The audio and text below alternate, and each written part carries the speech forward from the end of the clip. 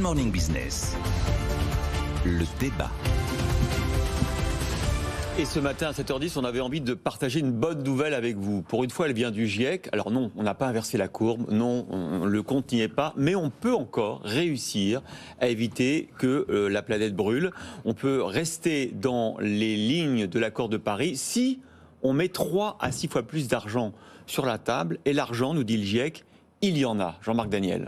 Oui, la formule du GIEC, je la cite, le changement climatique est une menace pour le bien-être de l'humanité et la santé de la planète. Il existe une fenêtre d'opportunité pour garantir un avenir vivable et durable pour tous, qui se ferme rapidement. Donc je pense qu'il faut agir. Et donc j'ai déjà défendu ce projet et cet élément sur ce plateau à plusieurs reprises. Je pense que il y a 3 erreurs à ne pas commettre. Toujours 3 choses. La première erreur à ne pas commettre, c'est de croire que c'est l'affaire des méchants du grand capital, que c'est l'affaire des États entre les mains des conservateurs, que aucun effort ne sera demandé à l'ensemble de la population. Je pense que tout le monde doit s'impliquer dans cette affaire. Que quand je proclame sur ce plateau, moi j'aime mes enfants, je pense que cet amour de ces enfants est partagé par l'ensemble de la population, et donc la population est prête à faire des efforts. Et donc il faut une taxe carbone. Donc exactement, voilà. il faut mobiliser la population en lui donnant un signal clair, qui soit un signal prix. Le deuxième élément qui est en jeu, c'est que ce signal prix doit être calculé de façon rationnelle. Je vais prendre un exemple simple. Si vous regardez le prix de l'essence en 1970, avant les chocs pétroliers, c'était 1,70 franc. Ça revient en pouvoir d'achat à 1,80 aujourd'hui. Donc 1,80 € aujourd'hui. Donc on est pratiquement dans le même ordre de grandeur, sauf qu'entre-temps, le SMIC a augmenté, les salaires ont augmenté. Si on le calculait non pas en euros constants, mais en pouvoir d'achat réel des salaires, on devrait porter le prix de l'essence à 4 €. Ah oui. Ah bon? Et donc, on est dans une situation où, effectivement, la population, si on passait brutalement déjà à 2 €, elle tique à 4 €, mais il faut monter en puissance progressivement et mobiliser, effectivement, systématiquement cet outil qui est la taxe carbone de façon rationnelle, affichée et assumée sur le plan politique. Et le troisième élément, il faut arrêter les incohérences, les allers-retours, c'est-à-dire on ne peut pas à la fois vanter les mérites du GIEC et subventionner la consommation d'essence, constater qu'on consomme 8 milliards de tonnes de charbon tous les ans, ce qui n'a jamais été le cas auparavant dans l'histoire de l'humanité, que l'été dernier, la presse a constaté avec une forme d'émotion qu'il y avait désormais plus de 1000 kilomètres de bouchons pour les vacances au mois d'août. Il y a un moment où effectivement il faut à la fois tenir un discours clair et une action claire. Et quand on dit, je reviens à un débat, je vais passer la parole à Nicolas, mais quand il nous disait, vous savez, les 2035 pour la véhicule automobile, c'est pas possible parce que ça va supprimer 150 000 emplois. Il faut accepter de supprimer 150 000 emplois pour que nos enfants puissent respirer. Alors, l'essence à 4 € et les emplois supprimés, Nicolas? Il y a beaucoup de choses dans ce... C'est une synthèse, 8 années de travaux, 10 000 pages de rapports qui sont synthétisés dans ce document du GIEC. Alors évidemment, la question du signal prix est essentielle. Très probablement, de ce côté-là, on n'a pas fait les bons choix. Il y a des pays qui ont décidé de subventionner des ménages en laissant le signal prix affiché. Et puis il y a des pays qui ont essayé de casser le signal prix en subventionnant le produit. C'est exactement ce qu'on a fait quand même. Ce qui est intéressant dans le rapport du GIEC, c'est qu'il y a tout. Il y a tout. Enfin, c'est assez.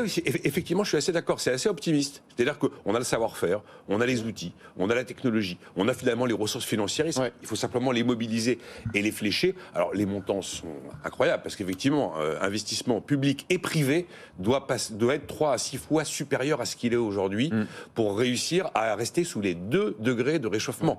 Et il faut ce qui est intéressant, Nicolas, monter à 100 milliards.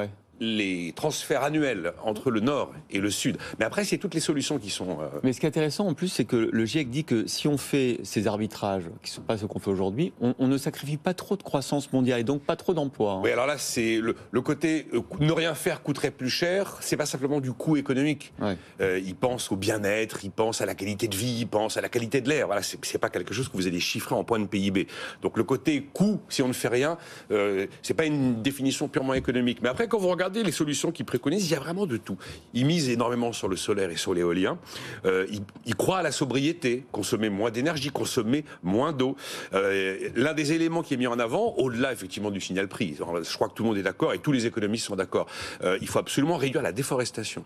notamment des régions tropicales, et replanter des arbres pour stocker du CO2. Vous voyez, des solutions hyper concrètes. Il va falloir consommer moins de viande et ils mettent en avant la possibilité peut-être de consommer davantage de protéines végétales. Alors ça, évidemment, c'est... Mais le GIEC dit qu'il n'y a pas besoin de monde. capitaux en plus. Tout ça se fait à capitaux constants et à liquidité constante. Je suis d'accord que si on regarde effectivement les capacités, probablement qu'on peut les mobiliser, pour l'instant on n'y est pas.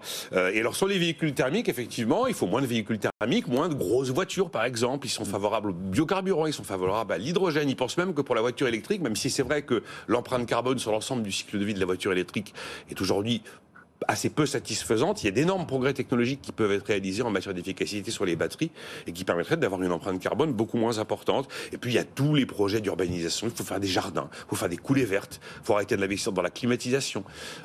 Il faut arrêter de mettre du béton sur les berges, voire débétonner les berges pour y mettre de l'herbe ou encore isoler les bâtiments. Vous voyez toute la panoplie des solutions qui sont évoquées par le GIEC. C'est pas nouveau. Ce qui est nouveau, c'est l'optimisme. C'est de dire on peut faire quelque chose. Voilà. Alors moi j'ai une théorie là-dessus que je vous livre. C'est que en fait c'est le dernier espoir. Le dernier espoir, c'est l'optimisme. On a essayé de faire peur, ça marchait pas. Maintenant, on dit on peut faire quelque chose. On va voir si on arrive à mobiliser. C'est un peu l'impression globale que j'ai eue. Je me suis dit qu'il n'y avait pas le côté on va tous mourir. Il y avait le côté on va tous survivre. Si.